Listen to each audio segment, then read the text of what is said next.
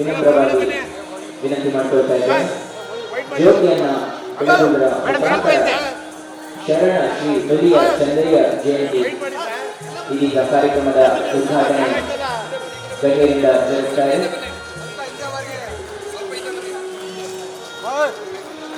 Sir ಕೈ ತೆಗಿರಿ, ಕೈ ಬಿಡ್ರಿ ಸರ್, ಕೈ ತೆಗಿರಿ, ಕೈ ಬಿಡಿ.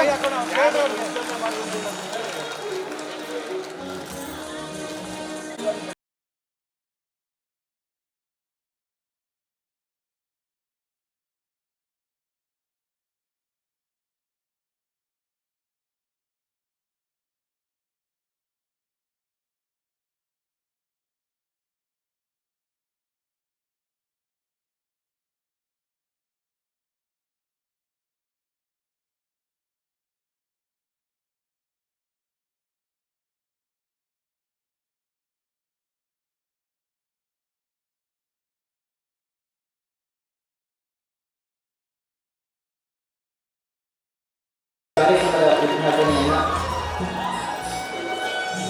ಡಾಕ್ಟರ್ ಸಿ ಮಹಾದೇವಪ್ಪ ಅವರು ಸನ್ಮಾನ್ಯ ಸಮಾಜ ಕಲ್ಯಾಣ ಸಚಿವರು ಹಾಗೂ ಮೈಸೂರು ಜಿಲ್ಲಾ ಉಸ್ತುವಾರಿ ಸಚಿವರು ಕರ್ನಾಟಕ ಸರ್ಕಾರ ಇವರು ನೆರವೇರಿಸಿದ್ದಾರೆ. ಇಡೀ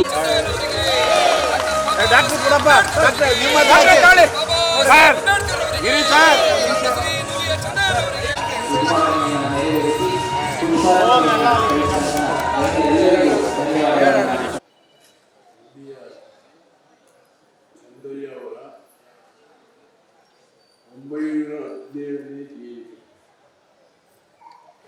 ಯಾರು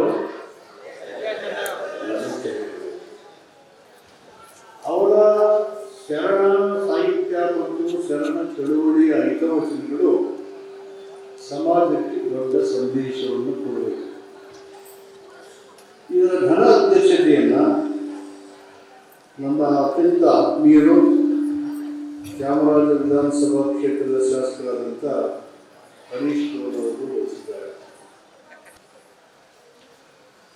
12ನೇ ಶತಮಾನದ ಶರಣ ಚಳುವಳಿಯಿಂದ ನೆನೆಸ್ಕೊಳ್ತಕ್ಕಂಥ ಒಂದು ಪ್ರಮುಖವಾದಂಥ ಅತ್ಯಂತ ಮಹತ್ತರವಾದಂಥ ಒಂದು ಕಾರ್ಯಕ್ರಮ ಇದು.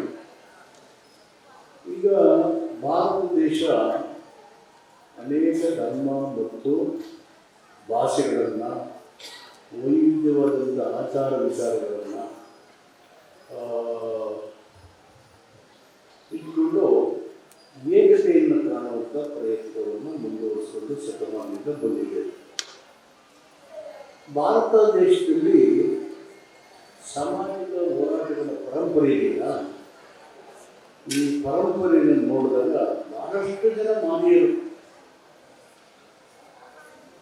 ತುಳಿತಕ್ಕೆ ಒಳಗಾದಂಥ ಜನರನ್ನ, ಸಾಮಾಜಿಕ ಪಿಡುಗುಗಳನ್ನು ಬಿಡಿಸೋದಕ್ಕೆ ಬಹಳಷ್ಟು ಪ್ರಯತ್ನಗಳನ್ನು ಮಾಡಿರ್ತಕ್ಕಂಥ ಉದಾಹರಣೆ ನಮ್ಮ ದೇಶದಲ್ಲಿ ಇದೆ. ಸಾಮಾಜಿಕ ಪಿಡುಗು ಮತ್ತು ಮೌಢ್ಯಗಳನ್ನು ಪ್ರತಿಪಾದನೆ ಮಾಡ್ತಾ ವೈದಿಕ ಶಾಲೆಗಳು ಶ್ರಮಜೀವನಕ್ಕೆ ಒಗ್ಗದೆ ಈ ಸಮುದಾಯಗಳಲ್ಲಿ ಮೂಢನಂಬಿಕೆಯನ್ನು ಬಿಟ್ಟು ಅನೇಕ ಸಂಪ್ರದಾಯಗಳಲ್ಲಿ ಇವರು ತಲೆಗೆ ತುಂಬಿ ಇವರು ಹಾಗೆ ಅವರು ಹೇಳೋದಕ್ಕೆ ಕೇಳ್ಕೊಂಡಿರೋ ರೀತಿಯಲ್ಲಿ ಇಟ್ಟಿದ್ದಾರೆ. ಇದಕ್ಕೆ 12ನೇ ಶತಮಾನದಲ್ಲಿ ಬಸವಣ್ಣವರು ವೈದಿಕ ಧರ್ಮದಲ್ಲಿ ಇದ್ರೂ ಅದನ್ನು ಪ್ರತಿರೋಧಿಸಿ ಸಾಮಾಜಿಕ ಪಿಡುಗುಗಳು ಮತ್ತು ಮೂಢನಂಬಿಕೆಗಳ ವಿರುದ್ಧವಾಗಿ ಜಾಗೃತಿಯನ್ನು ಮೂಡಿಸುವಂತ ಒಂದು ಸಾಮಾಜಿಕ ಚಳುವಳಿಯನ್ನು ಉಂಟಾಗುತ್ತದೆ 12ನೇ ಶತಮಾನದಲ್ಲಿ. ಈ ಎಲ್ಲ ಶರಣ ಸಾಹಿತ್ಯದ ಬಸವಣ್ಣನ ಸಮಕಾಲಕ್ಕೆ ನಿಂತವರು ನಮ್ಮ ಮುಂದೆ ಚಂದಯ್ಯವರು. ಅವರು ಸಮಕಾಲೀನರು, ಭಾರಿ ಅಡ್ವಾದಿಗಳು.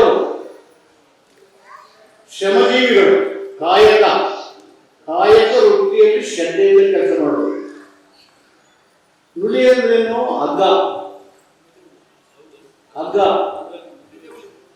ಹುಲಿ ಅಂದ್ರೆ ಹಗ್ಗರಿ.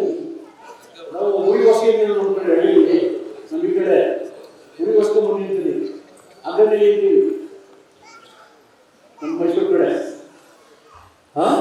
ಬಸ್ ಅವ್ರೇನು ಮಾಡೋದು, ಹುಲ್ಲು ಮೇಲೆ ತಗೊಳ್ಳೋದು. ಹೊಸಿದೆ ನಾವೆಲ್ಲ ಕಟ್ಟಿದ್ದೀವಿ ಬಿಡಪ್ಪ, ಹುಲ್ಲಲ್ಲಿ ಕಟ್ಟೋರಿಗೆ ಕರೆಂಟ್ ನಾವೆಲ್ಲ ಮಾಡ್ಕೊಂಡಿದ್ದೀವಿ. ಅವ್ರು ಆವಾಗಲೂ ಮಾಡೋದು, 12 ಮಾಡೋದು. ಅದನ್ನೆಲ್ಲ ಮಾಡಿ ಬಂದು ಅದಕ್ಕೆ ಅವ್ರನ್ನೇ ಹುಲಿ ಅಂತ ಹಗ್ಗದ ಚೆಂದಯ್ಯವರು, ಹಗ್ಗದ ಚೆಂದಯ್ಯವರು. ಅವರು ಕಾಯಕದಲ್ಲಿ ಎಷ್ಟು ನಿಷ್ಠೆ ಇತ್ತು ಅಂದರೆ, ಉಳ್ಕೋಗ ಅವರು ಲಿಂಗ ಬಿದ್ದೋಗುತ್ತೆ. ಲಿಂಗ ಎದುರಾಗ ಹೋಗಲ್ಲ, ಅವರು ಅವ್ರ ಕೆಲಸದಲ್ಲೇ ಮುಗ್ದರಾಗಿರ್ತಾರೆ. ಅವ್ರು ಕೂತ್ಕೊಂಡು ಅವ್ರು ಕೆಲಸ ಮಾಡ್ತಾ ಇರ್ತಾರೆ. ಆಮೇಲೆ ಎಕ್ಸಾಮಿನೇಷನ್ ಇರ್ಬೋದು, ಆಮೇಲೆ ಲಿಂಗ ಬಂದು ಸೇರ್ಕೊತಿರೋದು, ಅದು ಎಕ್ಸಾಮಿನೇಷನ್ ಇರ್ಬೋದು. ಅಂದರೆ ಅವರು ಕಾಯಕದಲ್ಲಿ ಅಷ್ಟೊಂದು ದೃಢಚಿತ್ತದಿಂದ ಇನ್ವಾಲ್ವ್ ಕೆಲಸ ಮಾಡ್ತಾ ಇದ್ದಾರೆ. ಕಾಯಕ ಮತ್ತು ದಾಸೋಹದ ಪರಿಕಲ್ಪನೆಯಲ್ಲಿ ಅಷ್ಟು ತನ್ಮಯರಾಗಿದ್ದರು. ಅವರು ಸುಮಾರು 49 ವಚನಗಳನ್ನು ರಚನೆ ಮಾಡಿದ್ದಾರೆ. ಅವರು ಬಿಜಾಪುರದ ಶಿವಳಿಗೆ ಊರು, ಅಲ್ಲಿಂದ ಬಂದು ಆಮೇಲೆ ಶಿವಮೊಗ್ಗ ಬಂದು, ಚಿತ್ರದುರ್ಗ ಬಂದು, ಚಿತ್ರದುರ್ಗ ಆಮೇಲೆ ಇಲ್ಲಿ ಬಂದರು, ಆಮೇಲೆ ಇಲ್ಲಿ ಬಂದರು ಚನ್ನಗಿರಿ,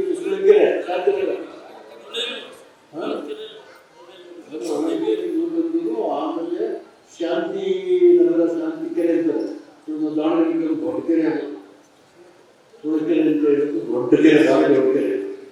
ಅಲ್ಲಿ ಪದ್ಮ ಅವ್ರಿಗೆ ಆಶ್ರಯ ಕೊಡ್ತಾರೆ. ಅಲ್ಲಿ ಕೆರೆ ಮುಗಿಸೋದು ದಲಿತರು ಅಂತ, ಸುದ್ದರು ಅಂತ, ಅಲ್ಲಿ ಅವ್ರು ಕೆರೆ ಕೊಡ್ತಾರೆ. ಅವರು ಅಲ್ಲೇ ಕಾಯ್ಕೆ ಮಾಡಿಕೊಂಡವರು ಒಂದು ಈ ಸಮಾಜದ ನಿರ್ಮಾಣ, ಕಾಯಕ ಮತ್ತು ದಾಸೋಹ ಈ ಪರಿಕಲ್ಪನೆಯಲ್ಲಿ ಸಮಾಜದ ಸುಧಾರಣೆಗಳನ್ನು ಪಿಡುಗು ಮತ್ತು ಮೂಢನಂಬಿಕೆ ವಿರುದ್ಧವಾದಂಥ ಚಳುವಳಿ. ಆ ಚಳುವಳಿಯಲ್ಲಿ ಬಸವನಿಗೆ ಸಮಕಾಲೀನರು ಚಳುವಳಿ. ನಮ್ಗೆ ಹೇಳಿದ್ರಲ್ಲ ಪ್ರಿಯಾಂಬಲು, ಅದನ್ನು 12ನೇ ಶತಮಾನದಲ್ಲಿ ಶರಣ ಸಾಹಿತ್ಯ ಮಾಡಿದ್ರು. ಶರಣ ಸಾಹಿತ್ಯ ಮಾಡಿದರು. ಸೊ ನುಡಿಯ ಚಂದೆಯವರು ಅವರು ಕೊರವ, ಕೊರಚ, ಕೂಡುವ ಅಂತ ಬೇರೆ ಬೇರೆ ಪ್ರದೇಶಗಳು ರೀಸನಲ್ ಡಿಫ್ರೆನ್ಸಸ್ ಹೇಳ್ತಾರೆ. ಇದು ದ್ರಾವಿಡ ಭಾಷೆಗಳಲ್ಲಿ ಒಂದು ಕೊಡುವ ಭಾಷೆ. ತಮಿಳಿನ ದ್ರಾವಿಡ ಭಾಷೆಗೆ ಅದಕ್ಕೆ ಬರುತ್ತೆ, ಅದಕ್ಕೆ ಬರುತ್ತೆ. ಸೊ ಒಂಥರ ಬರುತ್ತೆ ಅಂದರೆ ನಮಗೆ ದೊಡ್ಡ ಚರಿತ್ರೆ ಇದೆ. ನಾವೆಲ್ಲ ಭಾರತದ ಮೂಲ ನಿವಾಸಿಗಳು, ದಲಿತರಿಗಲ್ಲ, ದೇಶದ ಮೂಲ ನಿವಾಸಿಗಳು. ನೆನ್ನೆ ಮೊನ್ನೆ ಬಂದವರು ತಿಳ್ಕೊಬೇಡಿ. ನೆನ್ನೆ ಮೊನ್ನೆ ಬಂದವರೆಲ್ಲ ಈಗ ನಮ್ಮನ್ನೆಲ್ಲ ಆಡ್ತಾ ಇದ್ದಾರೆ ಮತ್ತು ದಬ್ಬಾಳಿಕೆ ಮಾಡಕ್ಕೆ ನೋಡ್ತಾ ಇದ್ದಾರೆ. ನಾವು ಮೂಲ ನಿವಾಸಿಗಳು, ಭಾರತದ ಮೂಲ ನಿವಾಸಿಗಳು. ಕಲ್ಲು ದೇವರು ದೇವರಿಲ್ಲ, ಮಣ್ಣು ದೇವರು ದೇವರಿಲ್ಲ ಅಂದ್ರೆ ಮೂಢನಂಬಿಕೆಗೆ ಹೋಗ್ಬಿಟ್ಟು ಹಬ್ಬ ಆಗಬಾರ್ದು ಸಾಯ್ಬೇಡಿ. ವೈಜ್ಞಾನಿಕ ಮತ್ತು ವೈಚಾರಿಕ ಆಲೋಚನೆ ಮಾಡಬೇಕು ಅಂದ್ರೆ ಶರಣರನ್ನು ಅರ್ಥ ಮಾಡ್ಕೋಬೇಕು, ಶರಣ ಚಳವಳಿಯನ್ನು ಅರ್ಥ ಆಗಬೇಕು. ಸೊ ಅಂತ ಒಂದು ಮಹಾತ್ಮನ ಜನ್ಮ ದಿನಾಚರಣೆ ಈ ಒಂದು ಸಮಾಜ, ಪರವ ಸಮಾಜ, ಯಾರು ಅಣ್ಣನೂ ಇಲ್ಲ ಮೇಲೂ ಇಲ್ಲ, ಎಲ್ಲ ಸಹೋದರರೇ. 100 ಕ್ಯಾಸ್ಟ್ ಶೆಡ್ಯೂಲ್ ಕಾಸ್ಟ್ ಲಿಸ್ಟ್ ಅಲ್ಲಿ ಆ ವರ್ಷಗಳಲ್ಲಿ ಇದು ಒಂದು ನಂಬರ್ ಜಾಸ್ತಿ ಇದೆ. ಅಣ್ಣ ಅನ್ಬೇಕು, ಕಡಿಮೆ ತಮ್ಮ ಅನ್ಬೇಕಂತ ತಲೆ ಮೇಲಿಂದ ಸುಪ್ಪಿರಲ್ಲ, ಪಾದ ಕೆಳಗಡೆಗಿಂತ ಇನ್ಫೀರಿಯರ್ ಅಲ್ಲ. ಎಲ್ಲ ಬ್ಯಾಲೆನ್ಸ್ ಮಾಡೋದು. ಯಾವಿದ್ರೆ ಈ ತೂಕ ಎಲ್ಲ ಕೆಳಗಡೆ ಬಂದು ನಿಲ್ಬೇಕಾದ್ರೆ ಗ್ರಾವಿಟೇಷನ್ ಕೆಳಗೆ ಬರ್ಬೇಕು, ಇಲ್ಲ ನಿಂತ್ಕೊಳ್ಳಕ್ಕಾಗಲ್ಲ. ಅದರಿಂದ ಎಲ್ಲರೂ ಸಮ. ಅದರಿಂದ ಈ ವರ್ಗಗಳು ಅಂಬೇಡ್ಕರ್ ಕೊಟ್ಟಿದ್ದಾರಲ್ಲ, ಶಿಕ್ಷಣ, ಸಂಘಟನೆ, ಹೋರಾಟ, 1924 ಕೊಟ್ಟಿದ್ದು ಇದನ್ನ ಅಂಬೇಡ್ಕರ್ ಈ ಸ್ಲೋಗನ್ನ ಕೊಟ್ಟಿದ್ದು. ಇದಕ್ಕೆ ವಿರುದ್ಧವಾದ ಮನವಾದ ಒಪ್ಪಿಕೊಂಡಿದ್ದು 1925 ಅಲ್ಲಿ. ಯಾವ ಬಸವಣ್ಣನ ಮುಗಿಸಲು ಕನ್ನಡ ಸಾಹಿತ್ಯನ ಈ ಸ್ಲೋಗನ್ ಮುಗಿಸೋದು 1925 ಹುಷಾರಾಗಿ ಎಚ್ಚರಿಕೆಯಿಂದ ಸಂಘಟನೆ ಆಗಿದೆ. ನಿಮ್ಗೆರಡು ಬೇಡಿಕೆ ಅದೇನ ಬೇಡಿಕೆ ಇರ್ತಿಲ್ಲಲ್ಲ, ಅದು ಮಾಡ್ಕೊಡ್ಬೇಕು. ಅದೇನು ಯಾವಾಗ ಬೇಕಾದ್ರೂ ಮಾಡ್ಕೊಡ್ತೀವಿ, ಕಂಪ್ಲೀಟ್ ಮಾಡ್ತೀವಿ. ತರಬೇತಿ ಸರ್ಕಾರದಲ್ಲಿ ಕೌಶಲ್ಯ ತರಬೇತಿ ಲಿಸ್ಟ್ ಕೊಡಿ, ಅದಕ್ಕೆ ಅದನ್ನ ಮೇಲೆ ಇದ್ದಾರೆ ಯೋಜನೆಗಳ ಕೊಡೋಣ. ಅದರಿಂದ ಇವತ್ತು ಒಳ್ಳೆ ಇಷ್ಟೊಂದು ಜನ ಬಂದಿದ್ದರೆ ದೊಡ್ಡ ಸಾಧನೆ. ಎಲ್ಲ ಹಾಕೊಂಡು ಬಂದೆಲ್ಲ ಕೂರಿಸಿ ಈ ಜನಸಾಗರ ಸೇರಿದಿರಲ್ಲ, ಇದೇ ಒಂದು ದೊಡ್ಡ ಸಾಧನೆ. ನಮ್ಮ ಪಲ್ಲವಿನಲ್ಲಿ ಅವರು ಎಷ್ಟು ಚೆನ್ನಾಗಿ ಮಾತಾಡ್ತಾರೆ, ಹೋರಾಟ ಮಾಡ್ತಾ ಇದ್ದಾರೆ, ಅಮ್ಮ ಕೆಲಸ ಮಾಡ್ತಾರೆ. ನಮ್ಮ ಚಿಲ್ಲು ನಮ್ಮ ಜೊತೆ ಆವಾಗಲೇ ನಮ್ಮ ಜೊತೆಗೆ ಎಮ್.ಎಲ್.ಎ. ಚೇರ್ಮನ್ ಆಗಿ ನಾವೆಲ್ಲ ಕ್ಲೋಸ್ ಫ್ರೆಂಡ್ಸ್. ಆವಾಗಲೇ ವೈಸ್ ಚಾನ್ಸಲರ್ ಇದ್ದಾರೆ, ಅಂದಿನ ಮೂರ್ತಿ AS ಆಗಿದ್ದಾರೆ, ಇವರು ಅಡ್ವೊಕೇಟ್ ಇದ್ದಾರೆ, ಇನ್ನೂ ಅನೇಕ ಜನ ವಿದ್ಯಾವಂತರಿದ್ದಾರೆ. ನಾವೆಲ್ಲರೂ ಸೇರಿ ಯಾರ್ಯಾರಿಗೆ ಅವಕಾಶಗಳಿಂದ ವಂಚಿತರಾಗಿದ್ದಾರೆ 101 ದಲಿತ ಸಮುದಾಯದಲ್ಲಿ ಅವರೆಲ್ಲರಿಗೂ ನ್ಯಾಯ ಸಿಗಬೇಕು. ಅದೇ ನಮ್ಮ ಸಂವಿಧಾನ. ಅದೇ ಪ್ರಿಯಂಬಲ್ ಹೇಳಿಲ್ವ, justice, equality, liberty and fraternity ಇಷ್ಟು ಸಿಗಬೇಕು. ಇಷ್ಟು ಕೂಡ ಸಿಗಬೇಕು.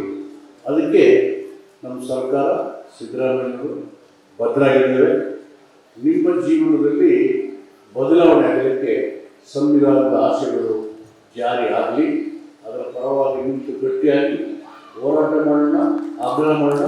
ಸಂಪೂರ್ಣವಾಗಿ ನಿಮ್ಮ ಜೊತೆಯಲ್ಲಿ ಸರ್ಕಾರ ನಾವೆಲ್ಲ ಇದ್ದೇ ಇದ್ದೀವಿ ಅಂತ ಹೇಳಿ 1917ನೇ ನುಲಿ ಚೆನ್ನಯ್ಯವರ ಚಳುವಳಿ ಇನ್ನೂ ಗಟ್ಟಿತನವನ್ನು ಪಡ್ಕೊಳ್ಳಿ. ಅದಕ್ಕೆ ಈ ಚಳುವಳಿಗೆ ಸಮಾಜದ ಎಲ್ಲ ಜನರು ಬದಲಾವಣೆಗೊಳ್ಳುವರು, ಮೂಢನಂಬಿಕೆಯವರು ಮತ್ತು ಶೋಷಣೆಗೆ ಗುರುತಿಸತಕ್ಕಂಥವರ ವಿರುದ್ಧವಾಗಿ ಈ ಚಳುವಳಿ ಗಟ್ಟಿಯಾಗಿ ಅನುಭವ ಮಂಟಪದ ವಿಚಾರಗಳು ಗಟ್ಟಿಯಾಗಿ ಪ್ರಜಾಪ್ರಭುತ್ವ ಬಲವಾಗಲಿ. ಆ ಕಾರಣಕ್ಕೆ ನಾವು ಸೆಪ್ಟೆಂಬರ್ 15ನೇ ತಾರೀಕು ಇಂಟರ್ನ್ಯಾಷನಲ್ ಡೆಮೋಕ್ರಸಿ ಡೇ. ಪ್ರಪಂಚದಲ್ಲಿ ಯಾರು ಮಾಡಿರೋರು ಬೀದರ್ ಚಾಲನನ್ನು 50 ಲಕ್ಷ ಜನರು ಮಾನವ ಸರಪಳಿ ಮಾಡೋಕ್ಕೆ ಯಾವುದೇ ತೀರ್ಮಾನ ಮಾಡಿರಿ. ನೀವು ಕೂಡ ಎಲ್ಲೆಲ್ಲಿದ್ದೀರಿ, ಯಾರು ಜಿಲ್ಲೆಯಲ್ಲಿ ಮಾನವ ಸರಪಳಿನ 1 ಗಂಟೆ 9 ಗಂಟೆಯಿಂದ 10 ಗಂಟೆ ಎಲ್ಲ ಜಾಯ್ನ್ ಆಗಿ ಪ್ರಜಾಪ್ರಭುತ್ವ ಸಂದೇಶ ಇದೆ ಅಂದ್ರೆ ಸಂವಿಧಾನದ ಸಂದೇಶ ಇದೆ. ಇವೆರಡೂ ಇದ್ದಾವೆ ಅಂದ್ರೆ ಅನುಭವ ಮಂಟಪ, ಬಸವಣ್ಣ, ನುಲಿ ಚೆನ್ನಯ್ಯ ಮತ್ತು ಶರಣ ಸಾಹಿತ್ಯದ ಚಳುವಳಿಗಳು ಅದೆಲ್ಲ ಜೀವಂತವಾಗಿ ಗಟ್ಟಿಯಾಗಲಿಕ್ಕೆ ಪ್ರೇರಣೆ ಆಗುವಂತೆ ಹೇಳಿ ನಿಮ್ಮೆಲ್ಲರಿಗೂ ಶುಭಾಶಯಗಳನ್ನು ಕೋರಿ ಈ ಕಾರ್ಯಕ್ರಮದಲ್ಲಿ ನಾನು ಬಂದು ಭಾಗವಹಿಸಲಿಕ್ಕೆ ಅವಕಾಶ ಕೊಟ್ಟಿದ್ದ ಎಲ್ಲ ಸಂಘಟನೆಗೆ ನಮ್ಮ ಮಾತು ಕೇಳಿದಂತ ತಮ್ಮಗಳಿಗೆ ಧನ್ಯವಾದಗಳನ್ನು ಹೇಳಿ ಒಬ್ಬರು ಮಾಡಿ ಮನೆ ಶಾಸಕರ ನಂತರ ಕಾರ್ಯಕ್ರಮ ಮುಂದುವರಿಯುತ್ತೆ. ಸ್ವಾಮಿಗಳ ಆಶೀರ್ವಾದವನ್ನ ನೆರವೇರಿಸ್ತಾರೆ. ದಯಮಾಡಿ ಎಲ್ಲ ಬಂಧುಗಳು 15-20 ನಿಮಿಷಗಳ ಕಾಲ ಸಾವಕಾಶದಿಂದ ಕುತ್ಕೋಬೇಕು. ಪ್ರತಿಭಾ ಪುರಸ್ಕಾರ ಕಾರ್ಯಕ್ರಮ ಕೂಡ ಇದೆ. ಮತ್ತೆ ಏನು ದುರ್ಮಮಾನರು ಹೋಲಿಕೆಗಳು ಎಲ್ಲರೂ ಕೂಡ